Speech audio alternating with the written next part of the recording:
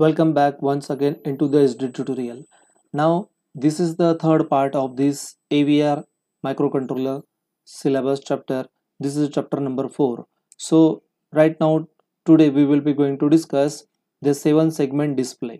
तर विद्यार्थी मित्रांनो चला सुरू करूया पुन्हा एकदा आपल्या अभ्यासाच्या सुंदर प्रवासाला. या ठिकाणी आपल्याला बघायचं आहे 7 सेगमेंट डिस्प्ले.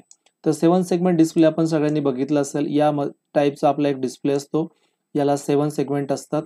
ओके, तर तुम्ही हे बघितलं असेल ऑलरेडी का याला तुम्ही segment A B C D E F G आणि एच असे हे तुमचे सेगमेंट असतात आणि इथे डेसिमल पॉइंट असतो. हा 7 सेगमेंट असा आपल्याला दिसायला असतो बघा. ही 7 सेगमेंट कुठे यूज करतात? तुम्ही बँक ऑफिसेस मध्ये बघितलं असेल. यामध्ये तुमचं सेगमेंट ए आहे, बी आहे, सी आहे, डी आहे, ई आहे, एफ आहे आणि जी आहे आणि एक डेसिमल पॉइंट असतो. तर विद्यार्थी मित्रांनो याचा यूज करून तुम्ही काय करू शकताय? 0 to 9 हे नंबर डिस्प्ले करू शकता आणि ए टू एफ हे अल्फाबेट तुम्ही या ठिकाणी डिस्प्ले करू शकताय. तर हा 7 सेगमेंट दोन टाइपचा असतो. एक असतो कॉमन कॅथोड आणि दुसरा असतो कॉमन एनोड. तर या ठिकाणी जेवढे पण 7 सेगमेंट्स आहे याचे सगळ्यांचे कॅथोड एकत्र केले जातात आणि कॉमन कॅथोड केला जातो. असा डेसिमल पॉइंट आहे. समजा तुम्हाला जी सेगमेंट ऑन करायचा असेल तर तुम्हाला काय करावं लागेल का या ठिकाणी जी सेगमेंटला लॉजिक 1 पाठवावं लागेल आणि बाकी सगळ्यांना 0 पाठवावं लागेल. समजा आपल्याला डी सेगमेंट ऑन करायचं आहे बाकी सगळे बंद करायचे असतील तर इथे लॉजिक 1 पाठवायचं, बाकीच्या ठिकाणी 0 पाठवायचं असणार आहे. ओके, तर तुमच्या लक्षात आलं. मग आता नंतरून काय आहे, कॉमन एनोड टाइपचा डिस्प्ले असतो. कॉमन एनोड टाइपचा 7 सेगमेंट मध्ये काय होते, सगळ्यांचे एनोड एकत्र केले जातात आणि कॅथोड हे तुमचे बाहेर असतात. मग या ठिकाणी आपण या ठिकाणी लॉजिक 1 देतो. जो सेगमेंट ऑन करायचा असेल त्याला लॉजिक आपल्याला 0 द्यायला लागते. समजा एफ ऑन करायचं असेल तर याला 0, बाकीच्या ठिकाणी 1 1. ओके, म्हणजे काय, जर या ठिकाणी तुम्ही 0 दिला असेल तर तुमचं सेगमेंट ऑन होईल आणि तुमचं बाकी नंतर सगळे सेगमेंट ऑफ असतील. समजा तुम्हाला डी सेगमेंट ऑन करायचं असेल तर या ठिकाणी लॉजिक 0 द्यायला लागेल. तर असे हे दोन टाइप असतात 7 सेगमेंट डिस्प्लेचे, कॉमन एनोड आणि कॉमन कॅथोड. तर विद्यार्थी मित्रांनो 7 सेगमेंट अशा पद्धतीने तुम्हाला दिसतोय. तर आता आपण हे जे आहे आपण या टाइप मध्ये आपण त्याचा कोड फाइंड करत असतो. का आपल्याला समजा या ठिकाणी जी सेगमेंट बंद करायचं असेल तर या ठिकाणी आपण लॉजिक 0 पाठवला. लॉजिक 0 पाठवला म्हणजे बंद करण्यासाठी, म्हणजे हा काय कॉमन कॅथोड टाइपचा डिस्प्ले आहे. ठीक आहे, जो सेगमेंट बंद करायचा असेल तर त्या ठिकाणी तुम्हाला लॉजिक 0 पाठवावं लागेल. आता या ठिकाणी बघा हे डेसिमल पॉइंट पण बंद केला आहे. A B C D E F G आणि डेसिमल पॉइंटचा हा. नंतर ह्या 4 कोडसाठी हा एफ आला आणि ह्या उरलेल्या 4 कोडसाठी हा 3 आलेला आहे. तर अशा पद्धतीने तुम्ही काय करतात, याचे हे कोड फाइंड करतात. तर आता विद्यार्थी मित्रांनो हे कोड कसे आले हे तुम्हाला कळाले. तर आता एक्झामला आपल्याला काय येतं माहिती का, to interface the 7 segment display with the AVR microcontroller and write down the program for the rolling display. So this thing is already we have discuss in the practically. So to study the 7 segment interfacing and write down the rolling display. तर विद्यार्थी मित्रांनो आपण ही अशी diagram जरी काढली तरी पण या ठिकाणी चालणार आहे. तर या ठिकाणी बघा, या ठिकाणी आपण पोर्ट ए यूज करत आहोत आणि पोर्ट सी पोर्ट यूज करत आहोत. तर पोर्ट या ठिकाणी तुमचे सगळे 7 सेगमेंट जे आहे त्यांच्या सगळ्यांचे जे कॉमन आहे A B C D E F G आणि डेसिमल पॉइंट हे एकत्र कनेक्ट केलेले आहे. त्याच्यानंतर D0 D1 D2 D3 D4 these are connected to the 7 सेगमेंटचे जे ट्रान्झिस्टर्स आहे त्याला हे कंट्रोलिंग करण्यासाठी आपण ते यूज करतो. ठीक आहे, म्हणजे तुम्ही जर आता ही डायग्राम बघितली इथली वाली तर या ठिकाणी बघा, अच्छा याच्यात दिलेलं नाही पण मग 7 सेगमेंटला आपण जे कंट्रोलिंग करणार आहे तर हे जे कॉमन सगळ्यांचे जे कॉमन एनोड कॉमन कॅथोड आहे these are connected to this pin. या ठिकाणी हे जे आहे हे D1 D2 D3 D4 म्हणजे या ठिकाणी D1 हा कंट्रोल होईल, D2 हा होईल, D3 हा होईल, D4 असा होईल. मग हे कंट्रोल करण्यासाठी आता बघा हा इथे एक आपल्याकडे कोड आहे. तर तुम्हाला ज्या वेळेस लॉजिक तुम्ही याला 0 पाठवता, बाकीच्याला 1 पाठवता, तेव्हा तुमचा हा शेवटचा 7 सेगमेंट ऑन असणार आहे. त्यासाठी E0 आला.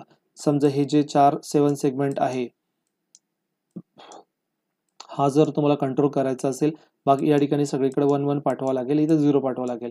मग याच्यासाठी E0 आला. समजा इथे 0 टाकला आणि बाकीचे 1 1 केले, तर याच्यासाठी तुमचं D हा कोड येईल. नंतर समजा हा यूज करायचा असेल तर इथे 0 येईल, इकडे 1 1 येतील, याच्यासाठी तुमचं B कोड येईल. आणि समजा हा 0 केला आणि बाकीचे 1 1 1 1 केले, याच्यासाठी 7 कोड येतो. म्हणजे तुमचा हा 7 सेगमेंट तुम्हाला ऑन करता येतो.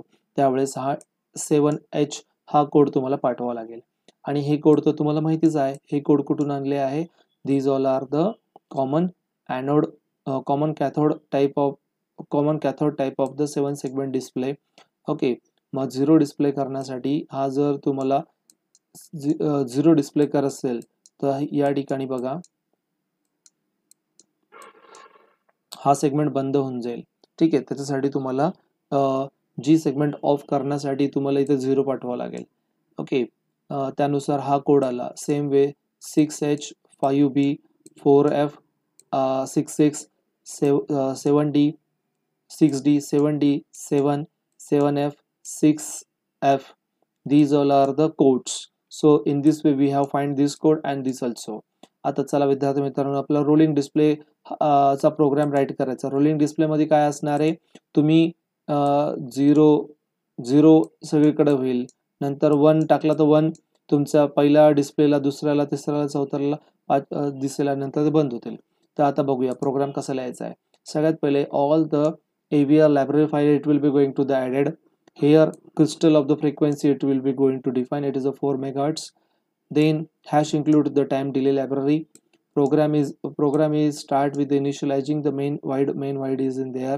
Then we use the port D. So here GTAC we want to disable. So that's why these are the two mandatory command, MCU CSR.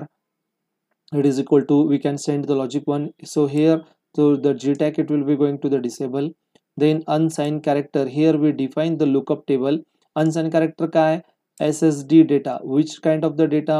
So these are the 10 data for the 0 1 2 3 4 5 6 7 8 up to the 9, and I and J both are the in character variable.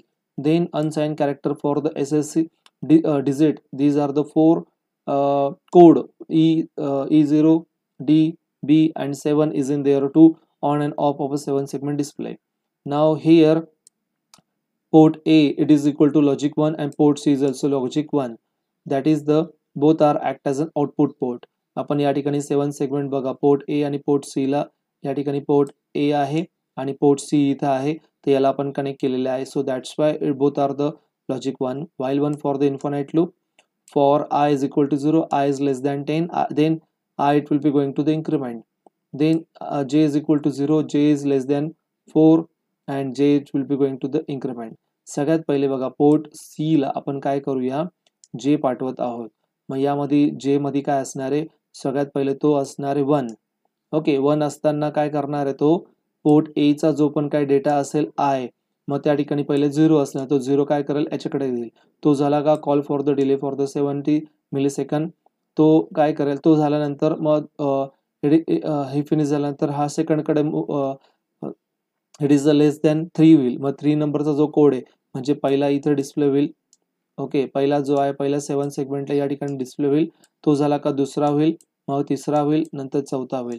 चौथा झाल्यानंतर आपला जो code आहे पहिला हा झाला का नंतर मग दुसरा फेच होईल, मग तिसरा होईल, नंतर चौथा होईल. मग अशा पद्धतीने हे जे आहे कोड या पद्धतीने हे जम्प होत राहतील आणि आपला जो आहे 7 सेगमेंटमध्ये रोलिंग टाईपचा डिस्प्ले आपल्याला बघायला मिळेल. तर विद्यार्थी मित्रांनो, in this way we see this is very simple program of a 7 segment display. So what is the expected in the examination? तुम्हाला काय अपेक्षित आहे? हा लुकअप टेबल अपेक्षित आहे, तो कसा आला? नंतर हा एक टेबल अपेक्षित आहे, तुम्ही 7 सेगमेंट कसं तुम्ही चूज करणार. त्याच्यानंतरून ही जी डायग्राम आहे इंटरफेसिंगची डायग्राम तुम्हाला अपेक्षित आहे. ही डायग्राम तुम्हाला 2 मार्काला बघायला मिळेल. ठीक आहे. आणि 2 मार्काला तुमचा प्रोग्राम बघायला मिळेल.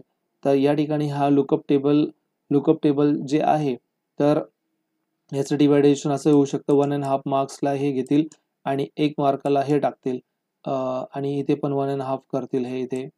ठीक आहे, म्हणजे 1.5 आणि 1.5 3 मार्क आणि 1 मार्काला हा, आणि जर 5 मार्काला असेल तर हा 2 मार्काला ही तुम्हाला लुकअप टेबल विचारतील. म्हणजे अशा पद्धतीने